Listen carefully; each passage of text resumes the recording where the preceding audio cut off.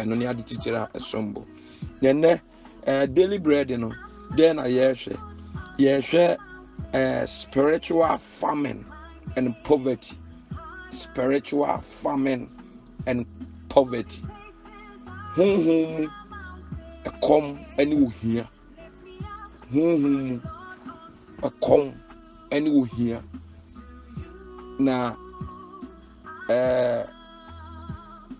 Obibegus I say, yeah, that's why to Joseph a story in so.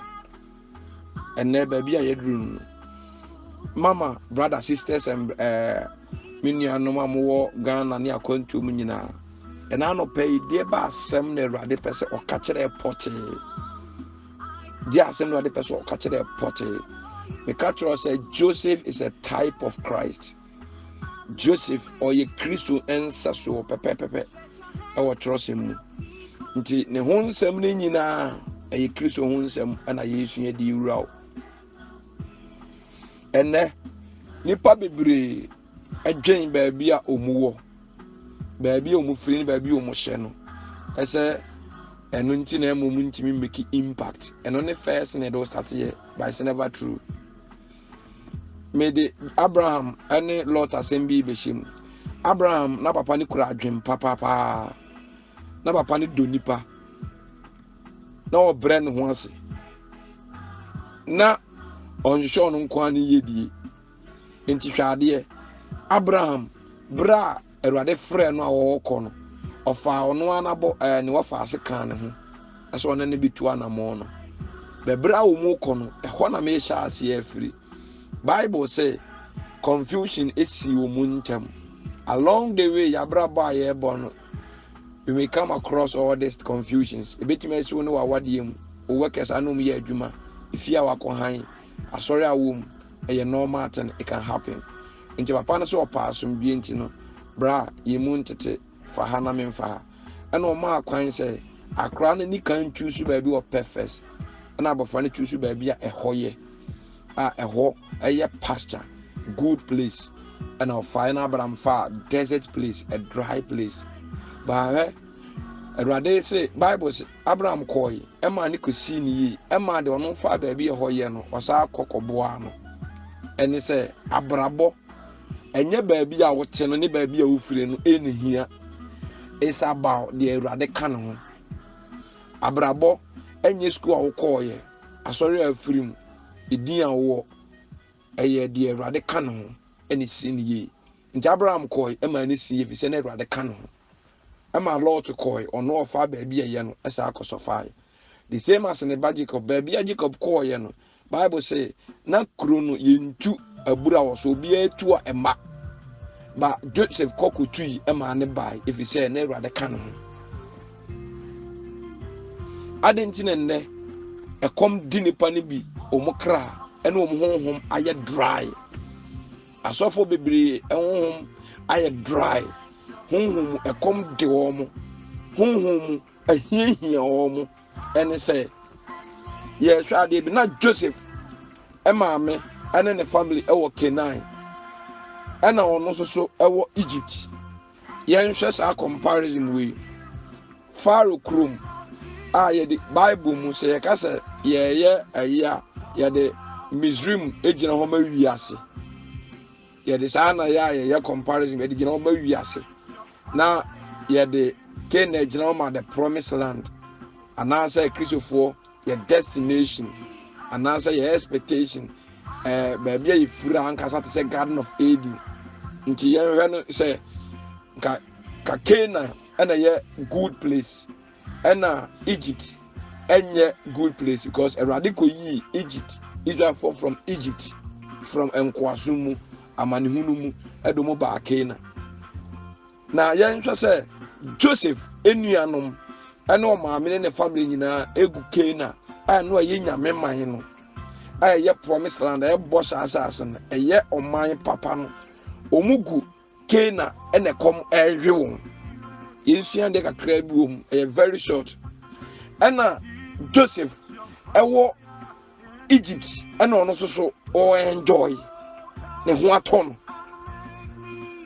ade na obesua free sa ade wi mu yen yanka yen wo ye fie wo ye kurom yen ekom de ye ena de ono akotena obi man so no enjoy enko obi man so mpanifo se unsa chi be ye woda nkente sa unsayem ba we die Joseph ensa chi aye ne deche ne nsayem ena ne nuanom ne maame mo ensam omu nsam no enye wo mu de ase kire ne se die ntia eye saa ne se nipa ne bebre ekom de won kra ehia won huhu enye se Awurade ma wo mu adom enye se omunya ekunu enye se omunya adwuma enye se omu wo wrong place but what behind this famine and poverty eye adwembone ene otan hatred adwembone ene otan intamani pan bebre adome wo mu eye dry because they don't have a good mind. Now Bible see Joseph die baby okoye bia including prison and as we hear me touch a message in the medical amanyina including prison not Joseph a comfortable a secret in the say sister that be a depend on ebia mpa bia ye bo adum bia ye pe position bia ye here baby ye pese ye duru baby ye pese ye tena baby ye pese ye ko hwe se ye de ukotena heaven oh na ukoso ekura bonyono ukoso kura hatred ukoso kura otanya you will never enjoy it. I'm telling you, there was a time yes of back can say bishop prince or say heaven na yekon enye because of heaven kroninti na yeko by your dofu binti na yeko eye yesu na ye don nti na yeko heaven nti se yeko na heaven ni ho na yesu wo ho na ball asokra na yesu de yebetena ye okay ayete se oba do bema do oba so oba do pa na ye nukrem no yina koma na de mawa o ware no na le ne kwatena ball asokra oyo okay ba se ompew na wale ne kwatena himfie kura obedwa ne fra himfie wa akoda ball aso efi se ompew ba se opew na ka mu kura na oso be wale na tena oyo okay because of say enya reception no wo hwe it's about who ni pana odo no na ohwe enti Joseph na Bible say bia Joseph call ye bia esini ye fi se na Awurade kan ho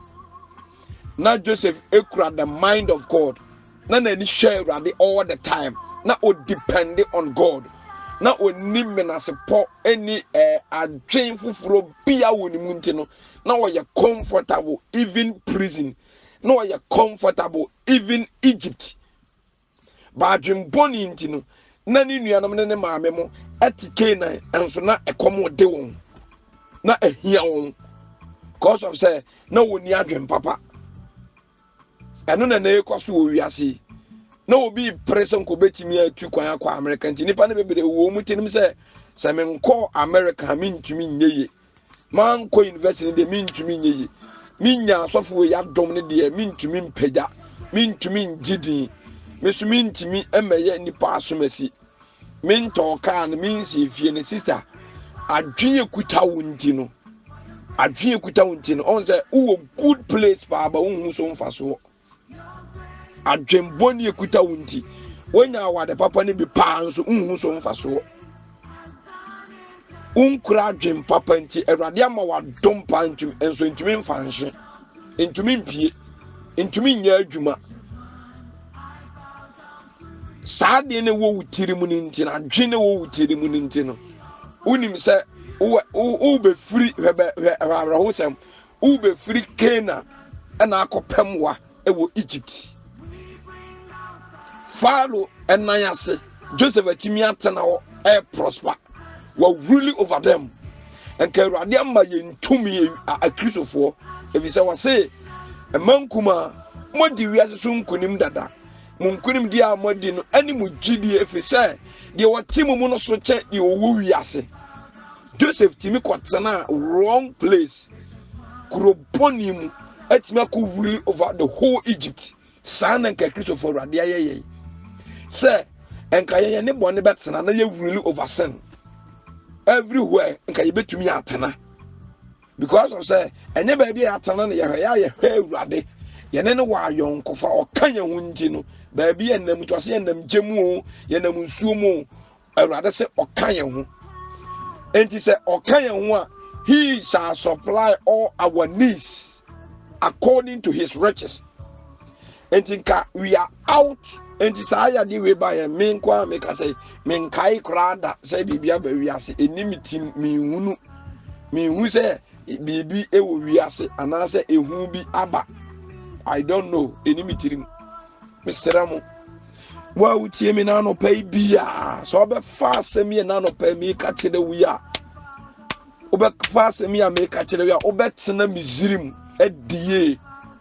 Obetena Potiphar fie edie obetena prison edie ye beton wa sha menam enso be die because amenanim na Awurade ka Joseph ho prison ho na Awurade ka Joseph ho Potiphar fie ho na Awurade ka Joseph ho Misrim na Awurade ka Joseph ho if you say na adwemu ye fine sister opese wa adom no e fa ho shepa but me say this time we need revivalists. Where are the revivalists? A hint from the deep phone war. Hin and comes a phone war. A hin and one night what they found so year and sanction and no umuway. Ye best solid you as a four corners. John boys, youngest, just solid in Nambi and a showbo. At Yesia Bontene. Money friend for a meeting. Yana Quebec Mountains ko bompire. Or catch us on the or bompire near money to me. Na so see from. Now we in the pocket can quite a now or command fire and a dam now wash it. Hesani Pawi, or cobom pire quiet drive at Chamantes for a gina a tight to me open it. A bin a pita muya and say Rade, Obidu Dick as a young quad domain and a major free sodomayanedia was a more Mundim home moyanedia, Mundim home. Wouldn't say, do a diadom amount, wouldn't nim na hajene, wouldn't nim na commenting I didn't to me near Juma, into me fans. Wajia katasu because adwene ukura no enye papa mentality a odinam enye papa odi bompaye no enye papa enti kom de wo kra uti aduane ho so kom de wo uti aduane ho so kom de wo awuhuro bre ho so awode wo awobre mu awuhuro de wo on say wo treasures ne pa ba hu so mfa so because of adwene kuta wo enne mama anopai min kasa nkwa akire Bedemanu siwaha. Can Genesis chapter 43, verse number 12. Can 39 verse 2 and 3 and 23. Can 1 John 2:11. And I no pay and no di jaw. Sir, Awurade e kan ho a emfa ho ne baabi awo. Enti de Awurade de ama wo no somuye. Mo wani nko ho. Nefa adwempa ene akoma pa. Etaye chire.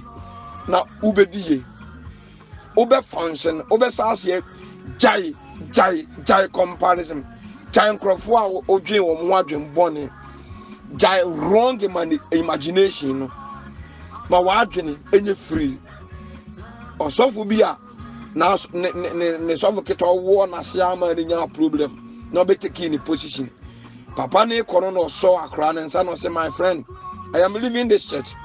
But if your heart is pure and your hands are clean, you shall pastor this church successfully. Empire of Bomana, no. Rather there be a common agent and not sister. I told them you swim brofusuban kakra. Uma swim brofusuban kakra. Shabrofunia ma rather than musu ye wiase. Kwa no mukumanim. Ebi before nkwa dear near how. Dear near money. Dear any what treasures by me and utilize it. Treasures no yentumi fancy through the treasures we have yentumi nya she and so we have it ye wonye si ye wo but yentumi fa nya she tio obi wa dry land that won she but all prosper intine me catch say Jacob okotena dry land to abura ma ne bai enye wadwen so wo pensuo ho ansa na o to abura say Radin kan ho a obetu ni nsuom enso emba ana no pay sister fa dwempa if say urade na adwene ye wo so otonso mpa otobi ma abonefo ene ababafo ade no watimi adwen bone a se obenya nka nua we nani magu ase obi kura se nkom a otwen se kom se bone o se ne bebam ni akasa yes oye powerful adibifo su ba no obi ota evil word to so a otwen ni mu kwa se bebam ni akasa oye powerful obi ase accident ho nkom no otwen se bebam ni akasa oye powerful. What is this? Where comes this? If we him bra stop that. Danny Joseph Fakuma Panante na ubedi even prison. Erade man nsiw ye ena no pay na ontina ni mu nchiro na onso mu ewo Jesus Christ dream. See mu Jimmy so ka say amen.